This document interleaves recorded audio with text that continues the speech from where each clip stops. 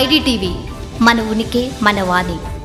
కోల్కతాలోని ఆర్జీకర్ ఆసుపత్రిలో ట్రైనీ డాక్టర్పై అత్యాచార ఘటనపై నిరసనలు ఆగ్రహావేశాలు వ్యక్తమవుతున్న నేపథ్యంలో పశ్చిమ బెంగాల్ ముఖ్యమంత్రి మమతా బెనర్జీ ప్రధాని నరేంద్ర మోదీకి లేఖ రాశారు. అత్యాచార కేసులపై కఠిన చట్టాన్ని తీసుకురావాల్సి ఉందని ఆ లేఖలో కోరారు. సీఎం లేఖ రాసినట్లు ఆమె ముఖ్య సలహాదారు బందోపాధ్యాయ ధృవీకరించారు. దేశవ్యాప్తంగా నిత్యం జరుగుతున్న అత్యాచార కేసులను ప్రధాని దృష్టికి మమత తీసుకెళ్లారని బందోపాధ్యాయ తెలిపారు. దేశవ్యాప్తంగా నిత్యం దాదాపు 90 అత్యాచార కేసులు నమోదవుతున్నాయని మమతా బెనర్జీ లేఖలో పేర్కొన్నారు. ఇలాంటి ఘటనలు మన దేశం సమాజ విశ్వాసాన్ని దెబ్బతీస్తున్నాయన్నారు. ఇలాంటి దురాఘాతాలకు ముగింపు పలకడం ద్వారా మహిళలు తాము సురక్షితంగా భద్రంగా ఉన్నామని భావించేలా చేయడం మనందరి కర్తవ్యమని పేర్కొన్నారు.